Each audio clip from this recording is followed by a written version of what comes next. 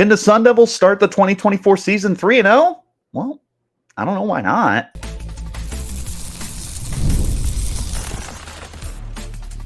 You are Locked On Sun Devils, your daily podcast on the Arizona State Sun Devils. Part of the Locked On Podcast Network, your team every day.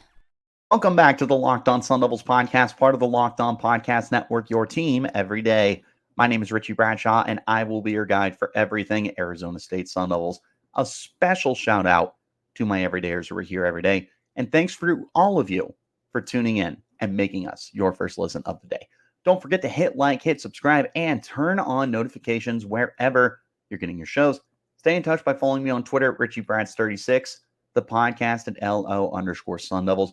Do me a solid. If you have not hit subscribe on YouTube yet, do me that solid. Hit that subscribe button and help us get to 1,000 subscribers before the end of the month. We are at 943. We can get there real quick. Help us get there, and then we'll find a way to celebrate together as a channel. Today's episode is brought to you by FanDuel. Now through September 22nd, all FanDuel customers can bet $5 and get 3 free weeks of NFL Sunday Ticket for a trial from YouTube and YouTube TV. Visit FanDuel.com to get started. Ladies and gentlemen, welcome back into the Locked On Sun Devils podcast. And on today's show, it is a game day preview on a Thursday. That's because ASU is in San Marcos tonight to take on Texas State, a team that ASU should not take lightly. They are, when last I checked, a 1.5-point favorite. This is not a game that ASU can sleepwalk through. Texas State. Texas State is a very, very good football program. They're off to a 2-0 start. They have been dynamite on offense. They have almost 1,000 total yards between passing and rushing. They are dominating and stifling on the defensive side of the football. They look pretty good. They are a heavyweight in the Sun Belt division. This is a team that's going bowling this year. This is a team that could easily be 8 to 9 wins, depending on how the rest of their season shakes out. Hopefully, ASU will not be one of those wins. But nonetheless, this is a really good opportunity for Arizona State to come out the gate 3-0 with 3 very quality wins. It's not like you were beating up on some no-name FCS school. You came out, you beat down a Wyoming team who won 9 games last year. You took down an SEC team last week in Mississippi State, and now you have a chance to close out non-conference play 3-0 with a win over a very, very good Texas State team. In order to get to that point, though, you need a game plan for offense and defense. There's specific players that we're going to be watching for on both sides of the football. And then, of course, we got to wrap up the show with bold predictions and a score prediction. When it comes to the offensive game plan, I think it's really very, very simple. Obviously, you want to run the football, but the caveat is you need to make sure that Sam Leavitt stays in a rhythm. And those are word for word, not quotes, but that's basically the way that Kenny Dillingham sees it, is he wants to keep Sam Leavitt in a rhythm.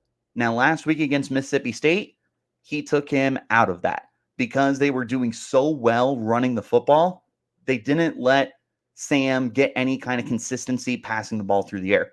He has 20 pass attempts on the game, and half of them came in the second half when ASU was struggling to throw the football because they went like 15 game minutes just running the football. They were doing a great job controlling the clock, but when Mississippi State decided to stack the line of scrimmage and force ASU to throw the football, they couldn't do it because ASU just wasn't ready to do it. They were so out of rhythm with it. It's not like a football video game where you can go from running the football to passing the football like that. Like, it's not that easy. You have to get everything schemed up. You have to get players in the right mindset, in the right systems and schemes and rotations and all that good stuff. So you need to make sure at the end of the day that Sam Leavitt is staying in a rhythm. The best way you can do that, I talked about it on yesterday's episode. So if you haven't checked it out, make sure you check it out where I go into more detail there. But I think the best script that you can give him, run the heck out of the football, be able to use your legs, and do that with some read option, do it with some RPOs, do it with some bootlegs. Find a way to get Sam out of the pocket find a way for him to get that comfortableness that he has when he is rolling around and using his legs as the dual threat quarterback that he is. Second thing I want to see on the offense, beyond running the football, ride the hot hand. So Cameron Skattebo, 33 carries, 262 yards last week. That is your hot hand right now. But if he gets off to a slow start, if he gets 5 carries for 18 yards, but then DeCarlos Brooks has 5 carries for 37 yards, I would like you to give DeCarlos Brooks the ball. It's nothing against Skattebo. It's nothing against anybody. It could be Jason Brown as the most effective running back. Skattebo can continue to be the most effective running back. But that's the way I want you to go through with this game plan. I don't care who it is. In fact, I think it's better if it's a different guy on a week-to-week basis. Not that Skattebo is incapable of doing that, because the way that he played last week makes me think there's a chance for him at the next level. Cross that bridge when we get to it. In the meantime, mix things up. Keep Skattebo fresh for the whole season, for all 12, 13 games, however many ASU is going to be able to compete in this year. Keep Skattebo fresh. You can do that by going up against a really good run defense and beating the hell out of them with a flurry of different guys who do different things for you. DeCarlos Brooks, downhill runner. Put him out there, let him break the will of the defense. Kyson Brown, kind of a jack of all trades. He can run downhill, he can catch the football. Perfect, sounds good. Let's throw him out there. Alton McCaskill, another kind of jack of all trades for you. We only got to see him in week 1. He wasn't overly effective, but he was also running with the twos. Find a way to get him mixed in. Jason Brown, he's a freshman for the team. He's very talented, very exciting. I don't know how much we're going to see him this year. I don't know about Raleek Brown. I don't think he's going to be suiting up for this game. I'm hoping if he is, then yeah, you get him the football in this game. Dude's a weapon.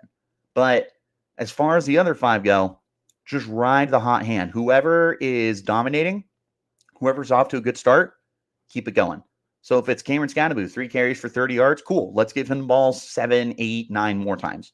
If Skattebo's off to a slower start and DeCarlos Brooks is ripping off big runs, cool. Let's give DeCarlos Brooks 3, 4, 5 more carries.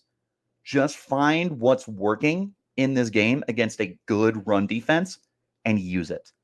Defensively for ASU, the biggest game plan here is maintaining gap integrity when it comes to the interior of the defensive line. This is another thing I brought up yesterday on the show. So again, check that one out if you have not yet already, because I go into it in a lot more detail there. But the interior of the defensive line, CJ Fight, Jeff Clark, as long as he's playing and healthy, Zach Swanson, Jacob Rich-Konagaika, those 4 are going to be so beyond critical for this game, because Texas State absolutely dominated UTSA last week in the running game when they romped them. Like, that was one of the biggest areas of strength for the Bobcats last week. And they can do it whenever they want because they have a quarterback who can air it out too. They have a very balanced attack, but the run game is what intimidates me quite a bit. The good news is with ASU, this run defense is impossible to move the ball on. They have allowed less than 100 yards on the year through 2 games against 2 run-heavy teams, against 2 teams that like to run the football quite a bit and 2 teams that can run the football pretty effectively when they are in a rhythm. They couldn't do it. And ASU, meanwhile, is generating pressure. They have 6 sacks on the year already. The defensive front, the defensive line in particular, has been one of the biggest strengths of this team. Now you're going up against another program that's going to want to run the football, so you need to make sure that everybody is playing their assignment correctly. But this especially goes for the defensive tackles, in my opinion. The stronger up front CJ Fight and the rest of the crew can play will allow the safeties, will allow the linebackers to keep that jersey clean, knife their way into the backfield, get behind the line of scrimmage, and contain the run before it can get outside. That's a huge aspect here. The last part of the defense you need to focus on, you have got to contain the big play. Last week against Mississippi State, they did a great job in the first half, and then in the second half, there was a lot of chunk plays.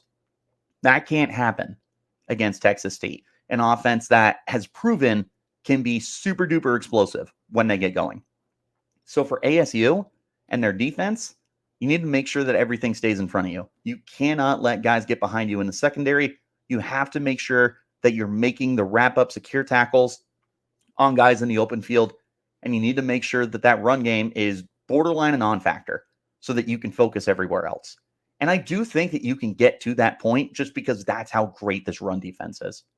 That is how great this run defense is. I feel on a week-to-week basis, you can go up, based off of what we've seen in 2 weeks, that you can go up against just about any team in the league. And I feel confident that you can do a very, very good job against a good run game. So from there, it's just about containing the big play. Last week, ASU gave up a one-play 80-yard drive. That is absolutely unacceptable. That cannot happen, no matter what. I don't care if ASU's up 50. You do not let the 80-yard touchdowns happen. You do not allow a 20-yard reception or a 20-yard play on each drive. You need to make sure everything is in front of you. Is it going to be a flawless performance? Of course not. But you still need to make sure that the big plays don't happen. And the chunk plays are as few and far in between as you can possibly get them to be spaced out. That's how you win on offense. That's how you win on defense. Next up on the show, we're going to talk about some key players to watch. Spoiler alert, we're not talking about Sam Leavitt. We will not be talking about Sam Leavitt more than likely for the rest of the year. I got 4 guys we're going to talk about in just a moment. This is the Locked On Sun Devils podcast, part of the Locked On Podcast Network, your team every day. Fuel up with Factor's no prep, no mess meals. Meet your wellness goals thanks to a menu of chef-crafted meals with options like Calorie Smart, Protein Plus, and even Keto. Factor's fresh, never frozen meals are dietitian approved and ready to eat in just 2 minutes. No matter how busy you are, you'll always have time to enjoy nutritious, great tasting meals. Make today the day that you kickstart a healthy new routine. What are you waiting for? With 35 different meals and more than 60 add-ons to choose from each week, you'll always have new flavors to explore. You can crush your wellness goals this upcoming season with dietitian-approved meals and ingredients you can trust. Make your day delicious from breakfast to dessert. Stay fueled with easy, nutritious options. Treat yourself to restaurant-quality meals that feature premium ingredients like filet mignon, shrimp, and blackened salmon. Keep kitchen time to a minimum. Factor meals are ready in 2 minutes. No shopping, no prepping, no cooking, or cleanup. Enjoy effortless support for your lifestyle. Choose up to 6 menu preferences to help manage your calories, maximize protein intake, avoid meat, or to simply eat well balanced. Head to factormeals.com/lockedoncollege50 and use the promo code LOCKEDONCollege50 to get 50% off of your first box plus 20% off your next month. That's code LOCKEDONCollege50 at factormeals.com/lockedoncollege50 to get 50% off your first box plus 20% off your next box while your subscription is active. Also want to talk to you about our friends over at FanDuel. You've heard us talk about FanDuel many, many times, America's #1 sportsbook. Here's something a little different for you. Now through September 22nd, all FanDuel customers can bet $5 and get a 3-week free trial of NFL Sunday Ticket from YouTube and YouTube TV. Then, with the YouTube TV base plan, you'll be able to watch every regular season Sunday afternoon out-of-market game. All you need is a Google account and a current form of payment you can cancel at any time. And if that's not enough, be sure to check out FanDuel's Profit Boost in the app and use it for FanDuel's Double Your Winnings for all of Sunday's pre-game moneyline bets. Profit Boost will be live starting tomorrow/today, Thursday, 9/12. View your account page now to learn more about the boost. Just visit FanDuel.com and download America's #1 sportsbook. Wherever you're getting your shows, hit like, subscribe, and turn on notifications so you get that update whenever we post new content. Special shout out to my everydayers who are here every day. Thanks for making us your first listen of the day. Subscribe on YouTube if you have not yet already. Let's talk about some players to watch. Like I already said, and I thought about saying this last week. I may have, and I just didn't remember. We are not going to include Sam Leavitt in the players to watch because he is the quarterback. Of course, we are going to be watching Sam Leavitt. That goes without saying. Of 4 players I want to talk about every week, I don't want to spend a section talking about the same guy. So we'll say the same thing we said last week. We'll say the same thing we're going to be talking about moving forward. Sam Leavitt, the redshirt freshman, is making his X number start for the Sun Devils this season. He has been playing so far so good, I suppose. There's been highs, there's been lows. Let's see how he plays this week against a good defense. There you go. Expect that to be pretty much on repeat for the whole year. Unless there's something like substantial that we need to note, Sam Leavitt is an honorable mention every week. That being said, 2 players on offense, 2 players on defense to take a look at. First one, also just as obvious as Sam Leavitt here, it's Cameron Skattebo. How can you not be paying attention to Cameron Skattebo this upcoming week after a historic performance in Sun Devils program history? Again, 33 carries, 262 yards. His longest run was only 39 yards.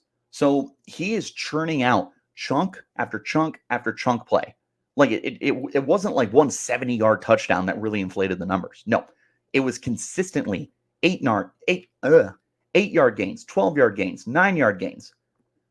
Just consistently moving the ball. First down goes to second and short. First down goes to first down. Third and short goes to a 15-yard pickup. Like the ability that Cameron Skattebo showed off last week to just convert downs and distance and make things shorter and more opportune for you on offense. Huge. Does he stack that going into his third game of the year? We know the talent is there. We also know that ASU has a really deep backfield. We saw in week 1 against Wyoming, Skattebo only had 11 carries. That's all you needed to give him. And that's not a bad thing because ASU still ran for 200 yards against Wyoming. They don't need to be all in on a single running back. It's one of the biggest strengths of this team is having the ability to take a look at the matchups and say, you know what? Skattebo looks really good this week. We're going to give him 60% of the carries. And then the next week you go, you know what? The Carlos Brooks looks really good here. We might want to sprinkle in Raleek Brown. We're going to give them a little more carries than we're going to give Cameron Skattebo. What does that game plan look like this week? Is Skattebo going to be receiving 80% of the touches again? Or is he going to be closer to what it was in week 1, where ASU ran the ball 49 times, Skattebo got 11 carries? That's really intriguing. And I also said earlier, what I want to see is you ride the hot hand. So if Skattebo comes out and has 20 yards on 3 carries, then yeah, I want you to run the football with Cameron Skattebo on a pretty consistent basis. Whoever is churning out the most success for you to start this game, that's who I want to see. So if it's a collective approach, so be it. But if Cameron Skattebo comes out and dominates his first 3 carries, cool. Let's give it to Skattebo. If Skattebo comes out a little slower and someone else does, cool. Let's give it to him. Bottom line, though, Skattebo coming off a historic week is absolutely one of the people that's going to be capturing the most attention for me. Second guy on offense is Jordan Tyson. And Tyson is coming off a game where he had a single catch for, I think it was 9 yards, something like that. He was not involved in this passing game. And it is what it is because Arizona State didn't necessarily need Jordan Tyson to be a weapon in last week's game. They were able to do a lot more. 2 catches for 7 yards last week. Just checked it. They were able to do so much on the ground that you didn't need to rely on the air. Of course, we saw that almost bit them in the you-know-what towards the end of the game when Mississippi State started mounting their comeback. The reason why I have Tyson here is because Tyson is leading the team in targets. He has, I believe, 10 targets on the year. They are looking for a number 1 receiver.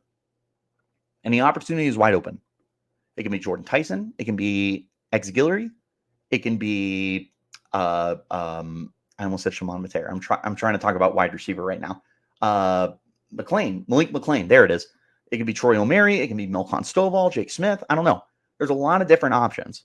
But Jordan Tyson, as of now, is the most targeted guy.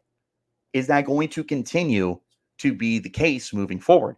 If he is going to continue to be the most targeted guy, when is it going to click? We know how much talent there is here and that he can end up being one of the most explosive players on the offense with the God-given speed, the God-given abilities athletically. I mean, this is just a a specimen at receiver. When is it going to click?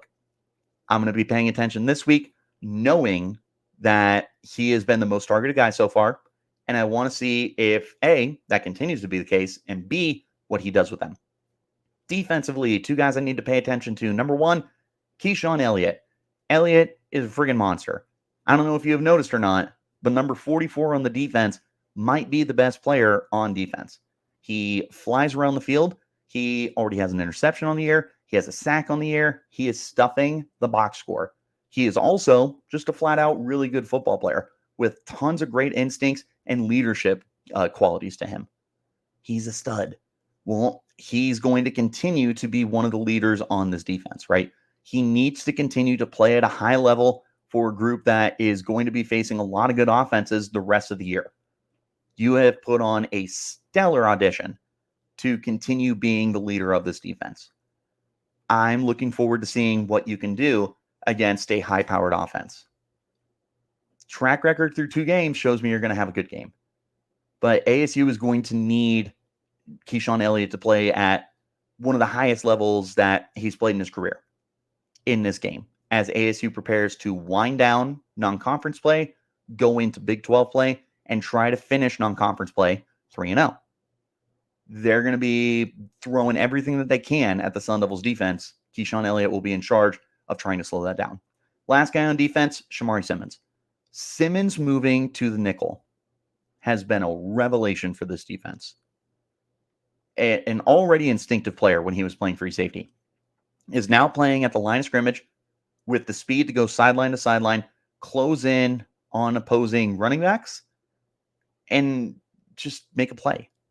Even if he's not the one making a tackle, guess what? He is forcing that guy so far outside that someone else like Ghost Rouser or, oh my God, Xavier Alford is able to come in and finish the play.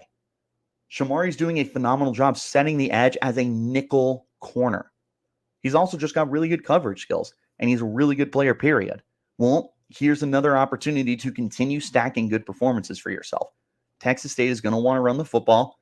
As long as ASU up front is able to dominate the trenches, they're going to continue to try and bounce it outside. Will Shamari be able to continue the high efficiency that he has had playing from that nickel spot? He's also going to be tested in coverage too. This is a Texas State team that can beat you both ways. So it's not like you take away the run and suddenly the Bobcats can't do anything. No. That's not the case. You take away the run, now they're going to throw it. And they can throw it. Quarterback already has 500 passing yards this year. They can move the ball through the air. So Simmons is going to be tested in coverage this week as well. It's not just going to be about the way he plays near the line of scrimmage, where he's killed it this year. It's also, and probably more importantly, going to be how he plays in coverage, whether that is staying in the nickel, whether that is playing back at free safety. I would imagine they're going to put him all over the place. I'm also curious what the rotation looks like, because I would imagine that Cole Martin is going to start getting a lot more reps as well. What does Simmons' role look like this week, and how does he flourish in that? That's the guy I'm looking out for. 2 guys on offense, 2 guys on defense that I'm paying attention to. We're going to go into the final part of the show now. We're going to make some bold predictions, 2 for offense, 2 for defense, and a final score prediction. Did I take the Sun Devils to win this game? We'll find out here in just one moment. This is the Locked On Sun Devils podcast, part of the Locked On Podcast Network, your team every day. Want to talk to you about our friends over at LinkedIn now. When you're hiring for your small business, you want to find quality professionals that are right for the role. That's why you need to check out LinkedIn Jobs. LinkedIn Jobs has the tools to help find the right professionals for your team faster and for free. LinkedIn isn't just another job board. LinkedIn helps hire those professionals you can't find anywhere else, even the people who aren't actively searching for a new job, but may be open to the perfect role. In a given month, over 70% of LinkedIn users do not visit other job leading sites. So if you're not looking on LinkedIn, you're looking in the wrong place. On LinkedIn, 86% of small businesses will get a qualified candidate within 24 hours of posting. Hire professionals like a professional on LinkedIn. LinkedIn also knows that small businesses are wearing so many hats and may not have the time or resources to hire. That's why they're constantly finding ways to make the process easier. They even launched a feature that helps write job descriptions and makes that process easier and quicker than it was before. 2.5 million small businesses use LinkedIn for hiring. Post your job for free at linkedin.com/lockedoncollege. That's linkedin.com/lockedoncollege to post your job for free. Terms and conditions apply. One more time, wherever you're getting your shows, hit like, subscribe, and turn on notifications so you get that update whenever we post new content. A shout out to my everydayers who are here every day, and thanks to all of you for tuning in and making us your first listen of the day. Let's wrap it up with the best part of the show. Ladies and gentlemen, bold predictions and a final score. 2 bold predictions offense, 2 bold predictions defense. Let's get it started. First one on offense. ASU is going to continue running the ball well. I'm going to say 150 yards. I want to go 200. I'm going to hesitate a little because Texas State has shown that they can stop the run. I don't know if they can stop ASU, but it's not like you're going up against a nobody defense. Texas State will have some resistance, but ASU is still going to run for 150 yards in this game, and they're going to get 2 touchdowns on the ground. Spoiler alert, I don't think those 2 touchdowns are both coming from running backs because, second bold prediction, Sam Leavitt is getting in the end zone twice. Once through the air, once on the ground. They are going to get the passing attack back into play this week. Now, will it be what it was in week 1 where you threw for over 250 yards and 2 touchdowns? Probably not. You just want to find some kind of balance in between like really, really good and really, really bad. You just need it to be average, good enough. Sam Leavitt throws for anywhere between 150 yards and 180 yards on a week-to-week basis. Doesn't turn the ball over. Hopefully gets in the end zone a couple of times. That's a win. You take it every day of the week, twice on Saturdays, twice on Thursdays, twice on Sundays. That's what you need from this. And with ASU going to be attempting to get Sam Leavitt back into said rhythm, with them having the focus on rebalancing the offense and making sure that Leavitt does not get left behind, he's going to flourish. He's going to be good even against a really good defense because Sam Leavitt takes care of the football and Sam Leavitt is explosive. 2 touchdowns in this game, 1 through the air, 1 on the ground. ASU was running for 150 yards and 2 scores in total on the ground. Defensively, this run defense ain't going to stop, baby. I don't care if it's Texas State. I don't care if it's anybody. This run defense ain't going to quit. ASU is going to hold Texas State under 100 rushing yards.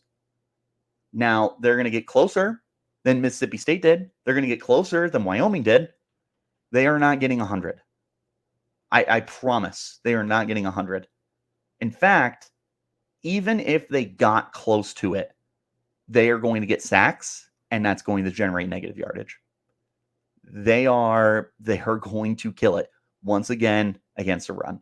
This run defense is legit. We knew going into the year that this run defense was going to be stout because of the depth at defensive tackle, because of the depth at linebacker, and to the surprise of no one, the sudden explosiveness that you have off the edge. Everything is culminating together. Plus, you have safeties who are able to come up and play near the line of scrimmage. Everything is working right now. You can't run up the middle. You can't bounce it outside. 2 teams have gone up against ASU. 2 teams that historically can run the football. Found no success. Texas State, I'm sorry. You are not running on ASU. You are running for under 100 yards in this game. Second bold prediction for the defense. Final bold prediction period. Keyshawn Elliott going to have a day. Leads the team in tackles. Leads the team in tackles for loss, and leads the team in sacks. Now, granted, that could be 1 sack and tie for the team lead. That still counts, baby. I don't care. ASU has had their safeties lead them in tackles each of the first 3 weeks of the year between Xavion Alford, Ghost Rouser, and Shamari Simmons. Not this week. This week is going to be the Keyshawn Elliott show, baby. 44 is getting double-digit tackles in this game. He's going to get after the quarterback. He's going to make plays behind the line of scrimmage. Get used to seeing number 44 flying around the field in this game with everything culminating together now with an offense that I think is still going to run the football and is going to get Sam Leavitt involved, with a defense that is going to once again suffocate the run and have a potential Big 12 player of the week at linebacker in Keyshawn Elliott. I got ASU winning this game.